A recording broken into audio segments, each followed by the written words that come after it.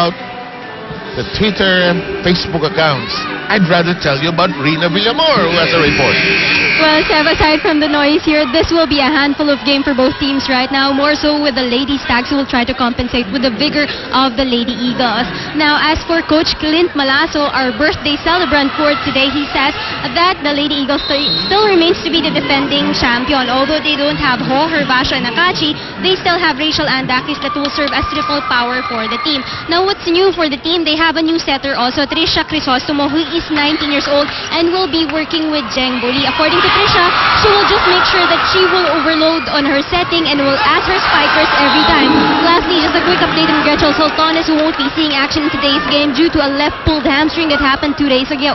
For this reason, Jolina Labiano will take her place. Back to you guys. Rina Villamor, who is a certified physical trainer, whatever you call it. I love it when she talks science. Huwag tayo makipagtagisan dyan. When she says a pulled hamstring, it sounded so sure. Correct. It's so... hindi lang injured, kundi pulled hamstring. Scientifically. Yeah. Oh, not too much from Labiano. No direction at all, just tossed it and lost a bit of focus there. We're tied at 9. Here's Jem Ferrer, recent graduate.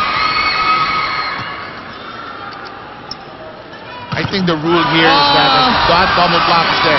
I think they use the eligibility of the UAAP or collegiate season and they carry it over here, whoever is in that lineup.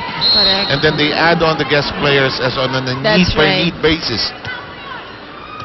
Crisostomo. Wally is jammed.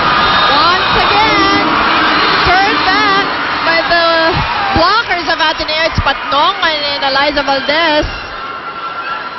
Solid blocking there.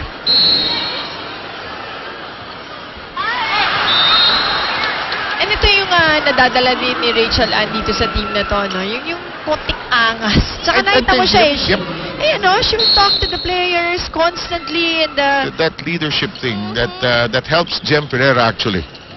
And I think having played against each other, they know each other that well. In the meantime, it's 12-10 right now. Jeng Boli, 5 attack points of her 9 attempts, so more than 50% accuracy. Patnongon doesn't even have to jump actually. Nice soft stop coming from Jeng Boli. Kind left. Trisha Crisostomo. Smarty. Barbano. Yes. That was a smart play. Hindi na pinahirap ni Crisostomo yung buhay niya. Yes. Binigay dun sa spiker na nasa harapan niya kay Barbano. They take the point. Because it's the official ball of the Shakey's V-League. Barbano has been into almost every position I can imagine. There was a time she was a center also for a while. And I don't think she was ever comfortable in it actually. Oo, mas effective siya as a spiker. Dakis ended up ungainly, skidded for that one, such as a floor. And again, if you're watching the V-League for the first time and you were on a different planet over the last 10 years, this is collegiate volleyball and probably best as well as Roses slammed that home. Once again, St. Roses just going for power pushes, power tips. And smiled so sheepishly at Jem Ferrer as if to say, like that.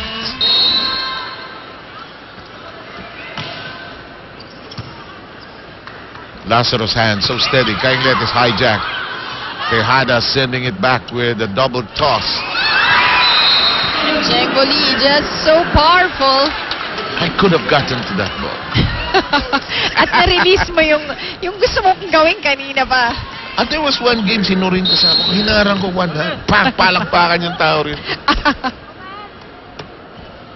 Minsan lang ako makaloko. Super rin. Nandyan pa rin yung skill. Survival fear. In the meantime, Ateneo stealing that with some effort at the net. Boy, they love Eliza so much.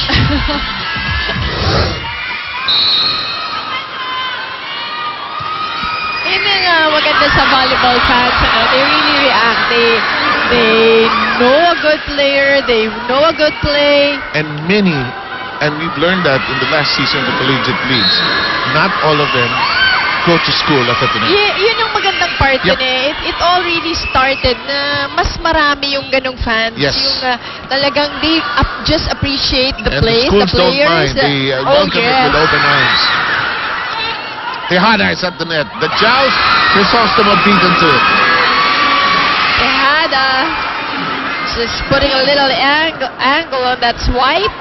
Getting the point.